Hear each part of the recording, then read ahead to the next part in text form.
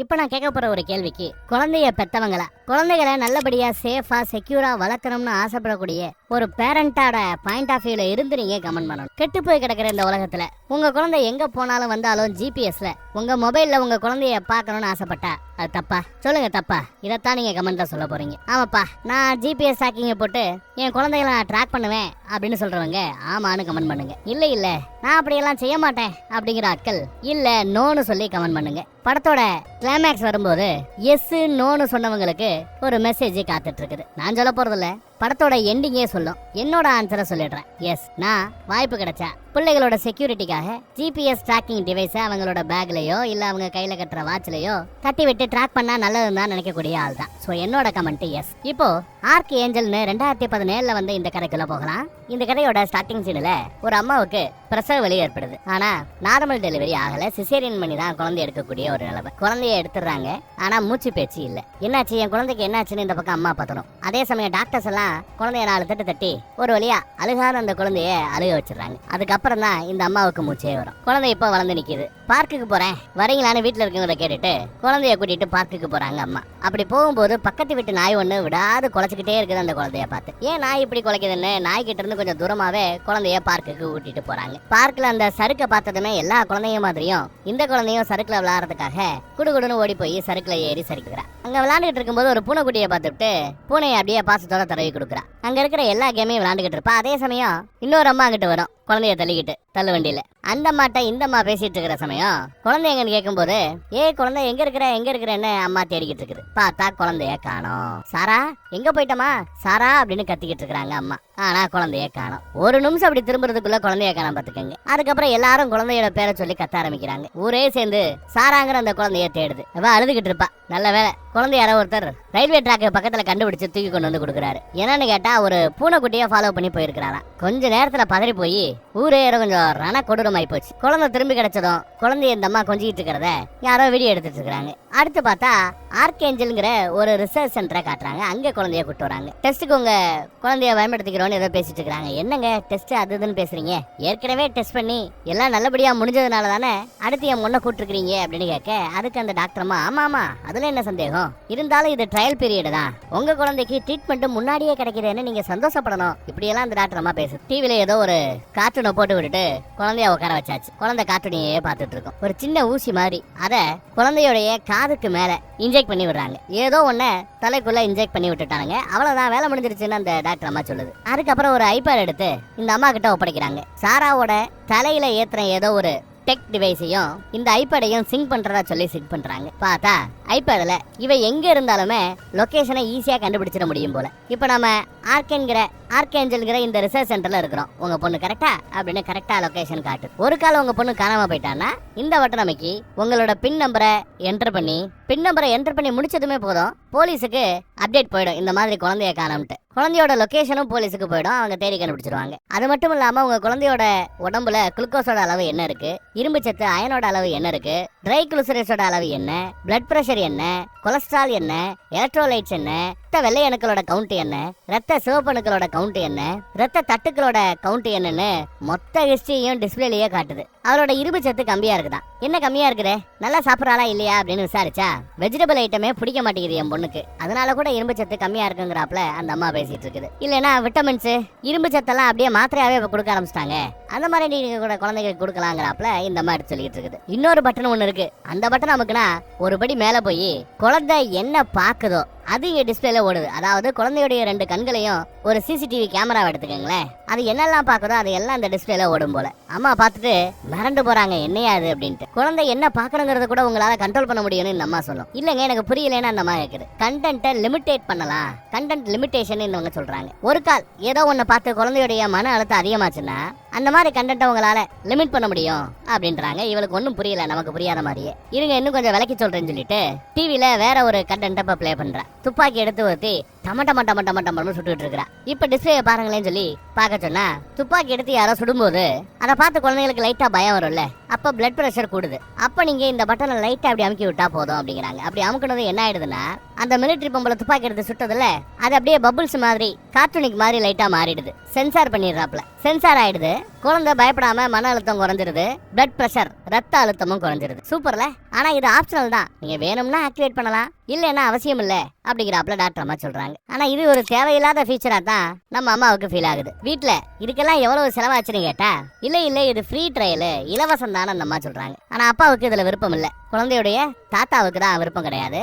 எதெல்லாம் ஃப்ரீயா கொடுக்குறாங்களோ அதெல்லாம் பஞ்சாயத்து இருக்கும்னு தாத்தா சொல்றாரு. குழந்தையோட ஒளிஞ்சு பிடிச்சு விளையாடுவாங்க. இவ எங்கேயோ ஒரு கேசட்டுக்குள்ள ஒளிஞ்சுக்கிட்டு பொண்ணு பாக்குற எல்லாத்தையுமே டிஸ்பிளேல பாத்துட்டு இருக்கா. குழந்தை தாத்தா கிட்ட போய் அம்மாங்கன்னு கேட்க எனக்கு தெரியாதே அப்படின்னு சும்மா வாயில சொல்லுவாரு. ஆனா சைகையில மேல போய் பாரு உங்க அம்மா ஒளிஞ்சிருப்பான்னு சைகையில காட்டுறாரு. அதையும் இந்த அம்மா பாத்துட்டு சிரிக்கிறாங்க. குழந்தை இப்ப மேல ஏறி வருது. பெட்ரூம்ல போய் முதல்ல தேடி பார்த்தோம், அம்மா இருக்க மாட்டாங்க. Dress கிளாசெட் டோரை ஓபன் பண்ணதும் உள்ள ஆன்னு கத்துவா. குழந்தைய பிடிப்பா. குழந்தைய நான் கண்டுபிடிச்சிட்டேன் அப்படின்னா அடுத்து மறுபடியும் பார்க்குக்கு குழந்தைய கூட்டிட்டு போவாங்க. அப்படி போகும்போது டிஸ்பிளே எடுத்து ஃபில்டர் ஆப்ஷனை ஆன் பண்ணி விடுறாங்க. மன அழுத்தம் தரக்கூடிய எதுவா இருந்தாலும் அதை ஃபில்டர் பண்ணி காட்டும். குழந்தைய அந்த நாய்க்கு பக்கத்துல கூட்டிட்டு போறாங்க.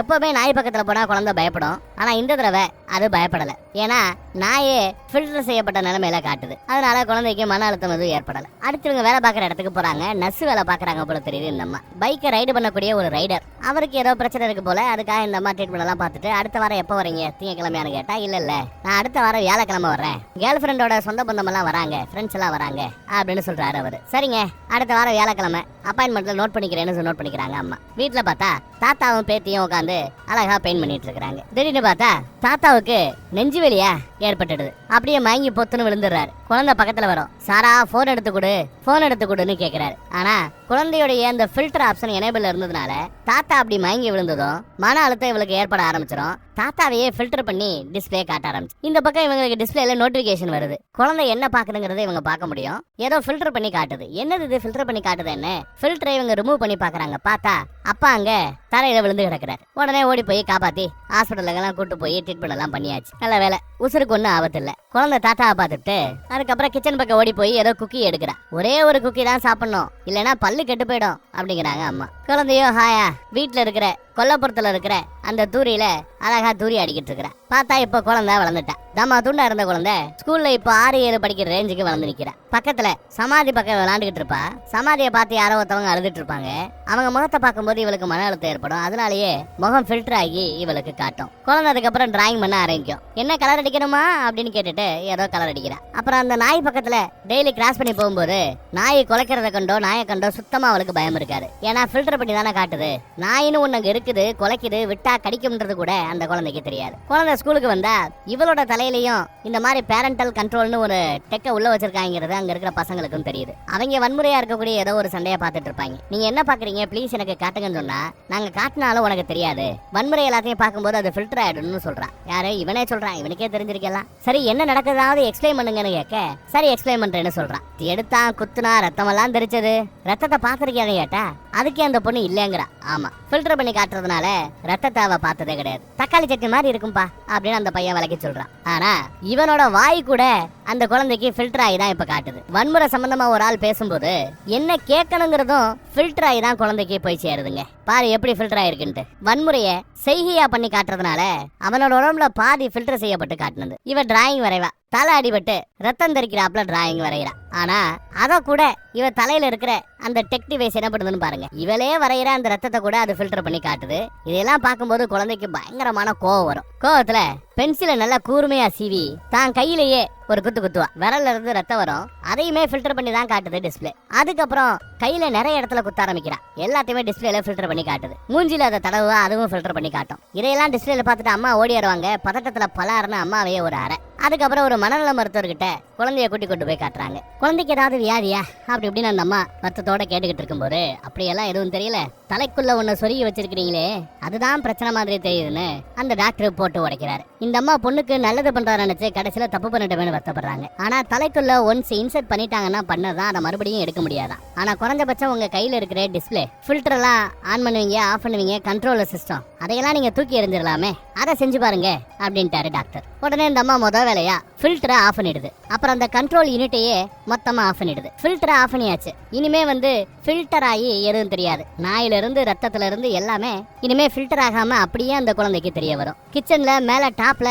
அந்த யூனிட் ஆஃப் பண்ணி வச்சுட்டாங்க அம்மா. பொண்ணுகிட்டையும் இனிமே அந்த டிஸ்பிளேயை நான் யூஸ் பண்ண போறது இல்ல, கண்ட்ரோலை யூஸ் பண்ண போறது இல்ல, ஃபில்டரையும் நான் ஆஃப் பண்ணி வச்சுட்டேன், மித்த ஆட்கள் மாதிரி இனிமே யதார்த்தமா நீ வாழ முடியும் அப்படின்னு பொண்ணுகிட்ட சொல்லிட்டு இருக்காங்க. அதே மாதிரி நான் ஏதாவது பார்த்தா என் கண்ணை கேமரா மாதிரி நீங்க பாத்துட்டு இருப்பீங்க, அதெல்லாம் இனிமே நீங்க செய்ய மாட்டீங்களான்னு பொண்ணு கேக்குது. இல்ல இனிமே செய்ய மாட்டேன்னு இவளும் சொல்றா. ஒரு காலம் எனக்கு ஏதாவது ஆயிடுச்சுன்னா உங்களுக்கு தெரிய வராதே அப்படின்னு குழந்தை பயப்படுது. அதெல்லாம் ஒன்னும் ஆகாதுதாயின்னு அம்மா ஆறுதலா பேசுறாங்க. உன் நல்லதுக்காகத்தான், ஒன்னும் பிரச்சனை இல்ல, பயப்படாதன்னு குழந்தைக்கு முத்தம் கொடுத்து கட்டி பிடிக்கிறாங்க. இருந்தாலும் கொஞ்சம் பயம் இருக்கத்தான் செய்யுது. பாய் சொல்லிட்டு கிளம்புறா. அந்த பக்கத்து வீட்டு நாய் இந்த தடவை குலைக்குது.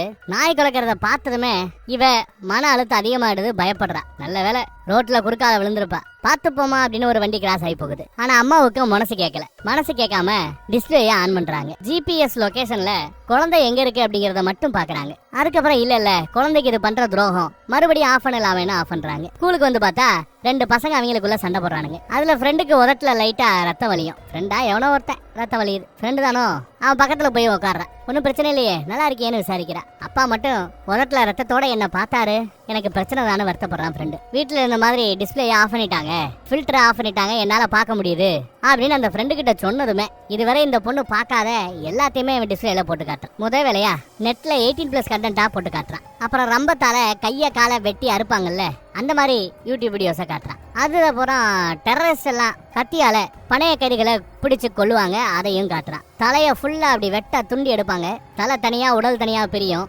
அதையும் டிஸ்பிளேல காட்டுறான் யூடியூப்ல. அடுத்த நாளும் வீட்டுல இருந்து பொண்ணு ஸ்கூலுக்கு கிளம்புறா. இனிமே அந்த டிஸ்பிளே தேவைப்படாதுன்னு முடிவு பண்ணி கிச்சன்ல வச்ச அந்த டிஸ்பிளேய பழைய பொருட்கள் எல்லாம் வைக்கக்கூடிய ஒரு பொட்டியில வச்சு ஸ்டோர் ரூம்ல கொண்டு போய் வச்சிட்டாங்க. இனிமே அது தேவையே படாதுன்றது அவங்களோட எண்ணம். நாய் இப்பயும் குலைக்கும், ஆனா ஃபில்டர் எல்லாம் தேவையில்லாமையே நாயை அசால்ட்டா அவ கடந்து போயிட்டு வந்துகிட்டு இருக்கிறா. நாளாக நாய் குலைக்கிறதுக்கெல்லாம் அவ பயப்படல. இப்போ டீனேஜ் பொண்ணா வளர்ந்து நிக்கிறா. இப்போ கல்யாண வயசு வந்துருச்சு நம்ம குழந்தைக்கு. இப்போ குழந்தை என்ன படிக்குது, காலேஜ் படிக்குது. கிளாஸ் முடிச்சு வெளியில வந்தா அந்த ஃப்ரெண்டுக்காரன் இப்போ ஒரு பெரிய வேன் மாதிரி வச்சிருக்கான். வேன்ல உட்காந்துட்டு இருக்கிறான். எப்படிமா இருக்கிற அப்படின்னு அந்த ஃப்ரெண்டு விசாரிக்கிறான். இப்ப என்ன அதிசயமா விசாரிக்கிற, அவ்வளவு அக்கறையானு கேட்டா அக்கறை இல்லதாங்கிறான். என்ன டெலிவரி வேன் மாதிரி தெரியுது, ஏதாவது டெலிவரி பண்றான்னு கேட்டா கிட்டத்தட்ட அப்படிதான் அப்படின்னு ஃப்ரெண்டு சொல்றாப்ல. சரிப்பா நான் கிளம்புறேன்ப்பா. அவ கிளம்புறா. இன்னைக்கு ஈவினிங் ஆத்தங்கர ஓரமா நாங்கெல்லாம் பார்ட்டி பண்ண போறோம், விருப்பம் இருந்தா வாங்கன்னு கூப்பிடுறான். இப்பயே வாங்கன்னு கூட இருக்கிற ஆட்கள் எல்லாம் கூப்பிடுறாங்க, ஃப்ரெண்டு கூட இருக்கிறவங்க எல்லாம். ஆனா நாங்க யோசிக்கிறோம்னு சொல்லிட்டு இவங்க 2 பேரும் இந்த பக்கம் வந்துட்டாங்க. வீட்டுல ஏதாவது போய் சொல்லிட்டு பசங்களை பார்க்க போலாமான்னு இவங்க யோசிக்கிறாங்க.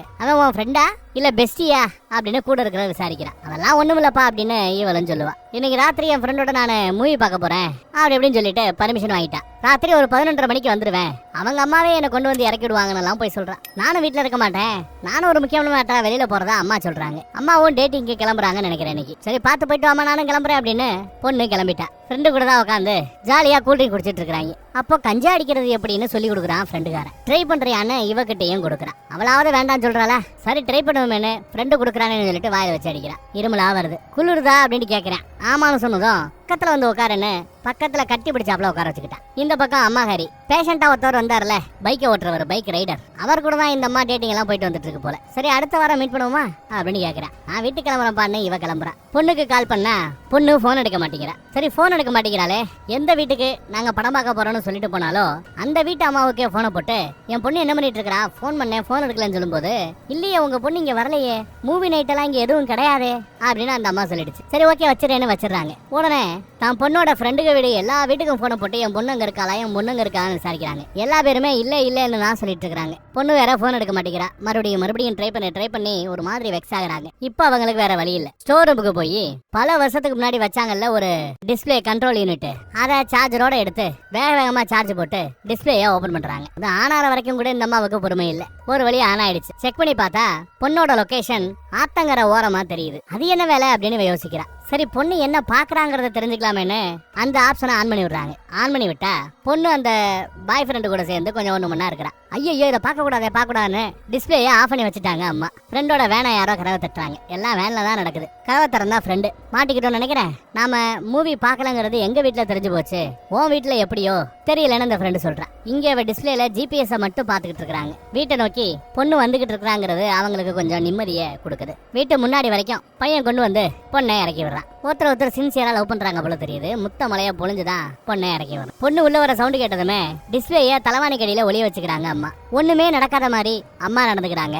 பொண்ணு ஒண்ணுமே நடக்காத மாதிரி குட் நைட் சொல்லிட்டு மேல படுக்க போயிட்டா. அடுத்த நாள் காலையில உம்முனே இருக்கிறாங்க அம்மா. சரி நான் காலேஜ் கிளம்புறேன், வர கொஞ்சம் லேட் ஆகும் சொல்லிட்டு கிளம்புறேன். ஏதோ ப்ராஜெக்ட் ஒர்க் இருக்கு அப்படின்னு சொல்லிட்டு தான் கிளம்புறேன். விட்டா ஹாஸ்பிட்டல்ல நெசமா வேலை. இந்த தடவை டிஸ்பிளேய பேக்ல போட்டு எடுத்துட்டே வந்திருக்காங்க. ஆனா ஆன் பண்ணி பார்க்கல. இவ ஏதோ ஒரு டிராயிங் வரைஞ்சு கொடுக்குறா, அது வேண்டாங்கிறா. ஏன்னா வேன் அவனுக்கு சொந்தமான வேனை இல்ல. டெலிவரி பண்றதையும் இல்லீகல் ஸ்டஃப் எதையோ டெலிவரி பண்றான் போல தெரியுது. கஞ்சாவன் நினைக்கிறேன். இருக்கா அப்படின்னு விசாரிக்கிறான். அவன் இல்லன்னுவான். இல்ல வச்சிருப்ப, நான் போய் பாக்குறேன் பாருன்னு சொல்லிட்டு குடுகுடுன்னு வெடியாரான். இங்க பாரு, இதையெல்லாம் வித்து நான் காசு பாக்குறேன்னு தவிர நான் இந்த கஞ்சாக்கெல்லாம் அடிமையாரவும் கிடையாது, நீயும் யூஸ் பண்ணாதன்னு அட்வைஸ் பண்றான். உண்மையிலேயே கஞ்சாவை தான் டெலிவரி பண்றானே இல்ல வேற என்னத்தையுமானு தெரியல. நீ என்ன டெலிவரி பண்றேங்கிறத நான் பார்க்கணும்னு பொண்ணு அடம்பிடிக்கிற. பார்த்தா அது கஞ்சா இல்ல, அதையும் தாண்டி அடுத்த லெவல் கொக்கைன்னு சொல்லுவாங்கல்ல, போதை பொருள். அது தம்மா தூண்டி எடுத்து உதட்டோரமா இப்படி வச்சுக்கோ அப்படின்னு சொல்லிட்டு பூசி விடுறான். ஐயே டேஸ்ட் கன்றாவியா இருக்குங்கிறா. நான் இன்னும் ட்ரை பண்ணணும்னு ஆசைப்படுறேன், இன்னும் கொஞ்சம் கொடுன்னு கேட்கறா. இந்த ஒரு ரூபா தாங்கிறா. அதே சமயம் இங்க இவங்களோட டிஸ்பிளே யூனிட்ல இருந்து நோட்டிபிகேஷன் சிவப்பு கலர்ல அலாரம் அடிக்குது. அப்ப தப்பா ஏதோ ஒண்ணு நடக்குதுன்னு அர்த்தம்.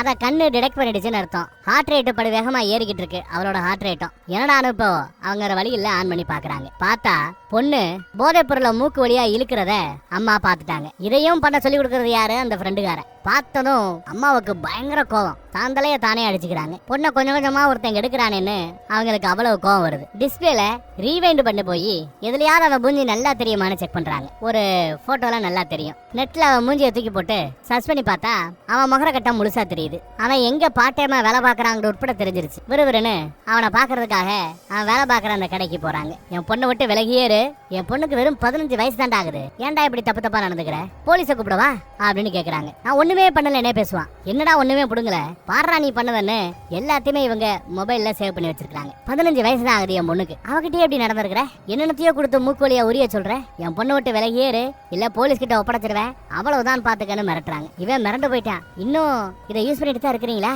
ஐயோ எனக்கு தெரியாம போச்சுன்னு அவன் பதறான். என் பொண்ணே உன்னை தேடி வந்தாலும் நீ விலகி போற, கால் பண்ணாலும் அட்டன் பண்ண கூடாது, நீயா பிரேக்கப் பண்றாப்ல இருக்கணும், திட்டி தீத்துறாங்க. இவனும் பயந்து போறான். காலேஜ் முடிஞ்சு வீட்டுக்கு வர பெட்ரூமுக்கு ஓடிடுறா. போனதும் அந்த பாய் ஃப்ரெண்டுக்கு தான் போனை போடுறான். அவன் போனை எடுக்கல, விடாத அடிச்சுக்கிட்டே இருக்கிறான். அவனும் விடாத அவாய்ட் பண்ணிக்கிட்டே இருக்கிறான். எங்க இருக்குன்னு மெசேஜ போடுறான். அதுக்கு ரிப்ளை கிடையாது. என்ன அவாய்ட் பண்றியா இக்னோர் பண்றியான்னு மெசேஜ் அனுப்புறான். அதுக்கு ரிப்ளை இல்ல. ஆனா எல்லாத்தையும் பார்த்துட்டு தான் இருக்கிறான். வீட்டுல பார்த்தா பொண்ணு ஒரு மாதிரி சோகமாவே இருக்கிறா. சாப்பிடவான்னு கேட்டா எனக்கு பசிக்கலன்னு அழுதுகிட்டு இருக்கிறா. அம்மாவும் புரிஞ்சுக்கிறாங்க. அப்ப அந்த பையன் பிரேக்கப் பண்ணிட்டான், அதனாலதான் பொண்ணு சோகமா இருக்கா அப்படிங்கறத புரிஞ்சுக்கிறாங்க. இருந்தாலும் பெட்ரூமுக்கு வந்துட்டு டிஸ்பிளே ஆன் பண்ணி அவ என்னத்தை பாக்குறா அப்படிங்கறத, அவ கண்ணு பாக்குற எல்லாத்தையும் இவங்க வாட்ச் பண்ணிட்டு தான் இருக்கிறாங்க. ஒரு நாள் அவன் வேலை பாக்குற இடத்துக்கே போய் ஏன்டா அவாய்ட் பண்றேன்னு வந்து கேக்குறா. இல்ல ஏதோ தப்பு நடந்து போச்சு, இந்த காதல் இதெல்லாம் எனக்கு செட் ஆகாது, இனிமே இது சரிப்படாது அப்படின்னு சொல்றான். என்னால உன் கூட இருக்க முடியாதுங்கிறான். உன் கூட இருக்க விருப்பம் இல்ல, உன் மேலேயும் விருப்பம் இல்ல, போயிடுன்னு திட்டுறான். அவளும் கோவத்திலேயே அவனை திட்டி விட்டு அழுதுகிட்டு போறான். ஆனா மனசார பயவுள்ள லவ் பண்ண தான் செய்யறான். பொண்ணுக்கு தான் பைத்தியம் பிடிச்சாப்ல இருக்குது. ஒரு கட்டத்துல ரோட்டோரமாவே அழுதுகிட்டு அப்படியே உட்காந்துடுறான். டிஸ்பிளேல பார்த்தா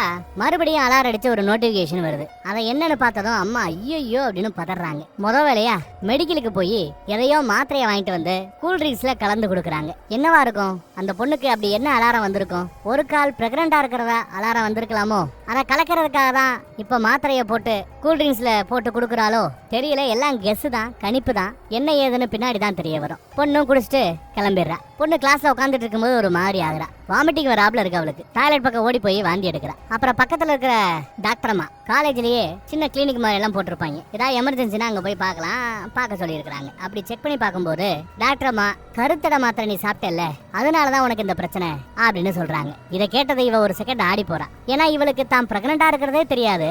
இதுல அந்த கருவை கலைக்கிறதுக்காக மாத்திரை சாப்பிட்டனா, சேச்சே அப்படி நடக்கிற வாய்ப்பே இல்ல, நீங்க ஏதோ தப்பா சொல்றீங்கன்னு அவ சொல்லுவா. ஆனா அந்த டாக்டர் அம்மா அதெல்லாம் நம்பல. இவ ஏதோ டீனேஜ் பொண்ணு பொய் சொல்றா அப்படின்னு நினைக்கிறாங்க டாக்டர். ஒன்னும் பிரச்சனை இல்லம்மா, மாத்திரை நல்லா வேலை செஞ்சிருக்கு, என்னதான் நீ வாந்தி எடுத்தாலும் மருந்து நல்லா வேலை செஞ்சு கருவை கலைச்சு விட்டுருச்சு, இதுக்கப்புறம் நீ பயப்பட வேண்டிய அவசியம் இல்ல, கருவை பத்தி நீ கவலைப்பட வேண்டிய அவசியம் இல்லைங்கிறாங்க டாக்டர். உன்னோட மெடிக்கல் ரெக்கார்ட்ல இதை நான் அப்டேட் பண்ணி தான் ஆகணும். ஆனா இதை பத்தி ஹெட் மாஸ்டர் கிட்டயோ காலேஜ் பிரின்சிபல் கிட்டயோ எதுவும் சொல்ல வேண்டிய அவசியம் இல்ல, நான் அதை செய்ய போறதும் இல்ல அப்படின்னு டாக்டர் அம்மா சொல்லிடுறாங்க. இவ யோசிக்கிறா, இது எப்படி சாத்தியமாகும்? அப்ப அம்மா மேல இவளுக்கு டவுட் வருது. கிச்சன்ல போய் அந்த டிஸ்பிளே இருக்கான்னு தேடி பாக்குறா. டிஸ்பிளே இல்ல.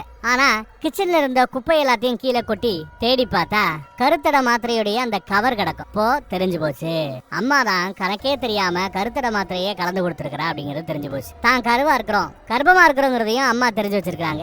என்னெல்லாம் அவ பார்த்தாலும்னு பயங்கர கோவம், மன அழுத்தம், அம்மா பெட்ரூமையே சல்லடை போட்டு தேடுறான் அந்த டிஸ்பிளேக்காக. பார்த்தா தலைவாணி கட்டியில தான் இருக்கும். டிஸ்பிளேயை ஆன் பண்றான். என்னெல்லாம் ரெக்கார்ட் ஆயிருக்குங்கிறத கொஞ்சம் பேக்வேர்டுல போய் செக் பண்ணி பாக்குறான். அவன் மூக்குல அந்த போதை பொருளை ஏத்துனது, பெஸ்டி கூட இருந்தது எல்லாமே ரெக்கார்டிங்ல இருக்குது. வரும் பாருங்க கோவம். உடனே பொட்டி படிக்கையை கட்டிக்கிட்டு துணிமணியை எடுத்து வச்சுட்டு கிளம்பிக்கிட்டு இருக்கிறான். அதே சமயம் பொண்ணுகிட்ட நம்ம மாட்டிக்கிட்டோங்கிற உண்மை தெரியாம வீட்டுக்கு வராங்க அந்த அம்மா. கிச்சன் பக்கம் வந்தா எல்லாம் குப்பை மாதிரி கொட்டி கிடக்குது. குப்பை தொட்டியே கிளறப்பட்டு கிடக்குது. சாரா என்னமா இது அப்படின்னு விசாரிச்சுக்கிட்டு இவங்க மேல வராங்க. பெட்ரூம்லயும் எல்லாமே குழஞ்சு போய் கிடக்கும். அந்த கண்ட்ரோல் டிஸ்பிளே அது கட்டில தான் கிடக்குது. அதை ஆன் பண்ணி பாக்குறான். பார்த்தா டிஸ்பிளேல இவளோட முதுகு தான் தெரியுது, அம்மாவோட முதுகு தான் தெரியுது. அப்போ பின்னாடி இருந்து பொண்ணு பாக்குறான்னு அர்த்தம். திரும்பி பார்த்தா பொண்ணு இருக்கிறா. எல்லாத்தையும் நீ பாத்துட்டே இல்ல, நான் என் பாய் ஃப்ரெண்ட் கூட இருந்ததையும் நீ பாத்துட்டே இல்ல, கூடாதன்னு புடுங்குறா. அதை ஆஃப் பண்ண முயற்சி பண்றா பொண்ணு. இது எல்லாம் உன் நல்லதுக்கு தாமா நான் செஞ்சேன், உன்னை பாதுகாக்கணுன்றதுக்காக தான் செஞ்சேன், உனக்காகத்தான் செஞ்சேன்னு அம்மா சொல்லுது. ஆனா பொண்ணு பதட்டத்துல ஏகப்பட்ட பட்டன் அமுக்கிட்டு இருக்கா. எப்படியாவது அதை ஆஃப் பண்ணணும் அப்படின்னு பாக்குறா.